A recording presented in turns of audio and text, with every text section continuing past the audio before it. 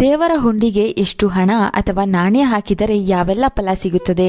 ಜೀವನದ ಪ್ರತಿ ಕಷ್ಟಗಳು, ದೋಷಗಳು ದೂರವಾಗಲು ದೇವರಲ್ಲಿ ನಾವು ಪ್ರಾರ್ಥನೆ ಮಾಡುವುದು ಸಹಜ. ಅದರಲ್ಲೂ ನಾವು ಮಾಡುವ ಕೆಲವು ಪರಿಹಾರಗಳು ವಿಶೇಷ ಫಲಗಳನ್ನು ನೀಡುತ್ತದೆ. ದೇವಸ್ಥಾನಕ್ಕೆ ಹೋದಾಗ ಭಗವಂತನನ್ನು ನೋಡುತ್ತಾ ನಾವು ನಮ್ಮ ಕಷ್ಟಗಳನ್ನು ಕೇಳಿಕೊಳ್ಳುತ್ತೇವೆ. ಕೆಲವೊಮ್ಮೆ ಹುಂಡಿಗೆ ಹಣ ಹಾಕಿ ಒಂದು ವಿಶೇಷ ನಂಬಿಕೆಯಿಂದ ಮನೆಗೆ ಬರ್ತೇವೆ. ಆದರೆ ಹುಂಡಿಯಲ್ಲಿ ಎಷ್ಟು ಹಣ ಅಥವಾ ನಾಣ್ಯ ಹಾಕಿದರೆ ಯಾವೆಲ್ಲ ದೋಷಗಳು ದೂರವಾಗುತ್ತದೆ?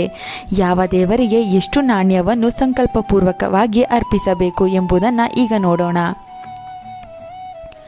7 ರೂಗಳನ್ನು ದೇವರ ಹುಂಡಿಗೆ ಹಾಕಿದರೆ ತುಂಬ ಒಳ್ಳೆಯದು.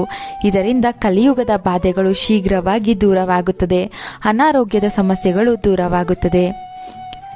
ಶತ್ರು ಬಾಧೆಗಳು, ಶನಿ ದೋಷಗಳು ದೂರವಾಗಲು 9 ರೂಗಳನ್ನು ದೇವರ ಹುಂಡಿಗೆ ಹಾಕಬೇಕು. ನವರಾತ್ರಿಯ ಸಂಖ್ಯೆ 9. ಈ ಸಂಖ್ಯೆಯಷ್ಟೇ ಹಣವನ್ನು ಹುಂಡಿಗೆ ಹಾಕಿ ಕೈ ಮುಗಿದು ದೇವರಲ್ಲಿ ಪ್ರಾರ್ಥನೆ ಮಾಡಿ ಬಂದರೆ ಶತ್ರುಗಳ ಸಮಸ್ಯೆ ಬೇಗ ಕಳೆಯುತ್ತದೆ. 11 ಚಂದ್ರನಿಗೆ ಅನುಕೂಲಕರವಾದ ಸಂಖ್ಯೆ. 11 ರೂಗಳನ್ನು ಅಥವಾ ನಾಣ್ಯಗಳನ್ನು ಹುಂಡಿಗೆ ಹಾಕಿದರೆ ಮಾನಸಿಕ ಸಮಸ್ಯೆಗಳು ಬೇಗ ದೂರವಾಗುತ್ತದೆ.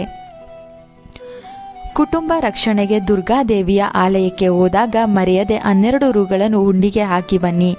ಇದರಿಂದ ಕುಟುಂಬಕ್ಕೆ ಅಮ್ಮನವರ ರಕ್ಷಣೆ ಪ್ರಾಪ್ತಿಯಾಗುತ್ತದೆ. 21 ಮಹಾಗಣಪತಿಯ ಸಂಖ್ಯೆ. ಗಣೇಶನ ಆಲಯಕ್ಕೆ ಹೋದಾಗ ಗಣೇಶನ ದರ್ಶನ ಮಾಡುತ್ತಾ 21 ರೂಗಳನ್ನು ಅರ್ಪಿಸಿದರೆ ದುರಾದೃಷ್ಟ ದೂರವಾಗುತ್ತದೆ. ವಿಘ್ನಗಳು ದೂರವಾಗಿ ಅದೃಷ್ಟ ಸಿಗುತ್ತದೆ. ಗುರುಗ್ರಹದ ಅನುಕೂಲಕ್ಕೋಸ್ಕರ ತಪ್ಪದೆ ಹುಂಡಿಗೆ 54 ರೂಗಳನ್ನು ಹಾಕಬೇಕು. ಇದರಿಂದ ಧನಲಾಭ ಹಾಗೂ ವಿಜಯ ಪ್ರಾಪ್ತಿಯಾಗುತ್ತದೆ.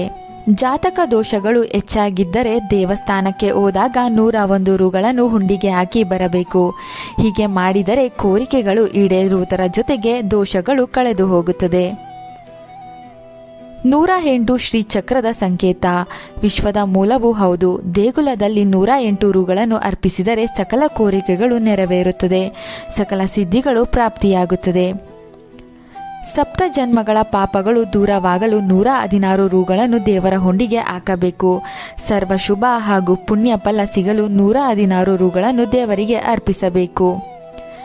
ಹೀಗೆ ನಿಮಗೆ ಗೊತ್ತಿಲ್ಲದ ಎಷ್ಟೋ ವಿಷಯಗಳನ್ನು ನಮ್ಮ ಚಂದನ ಲೋಕದಲ್ಲಿ ನೀವು ಪ್ರತಿನಿತ್ಯ ನೋಡಲು ತಪ್ಪದೆ ಸಬ್ಸ್ಕ್ರೈಬ್ ಮಾಡಿ. ಫೇಸ್ಬುಕ್ ಪೇಜನ್ನು ಫಾಲೋ ಮಾಡಿ. Thank you.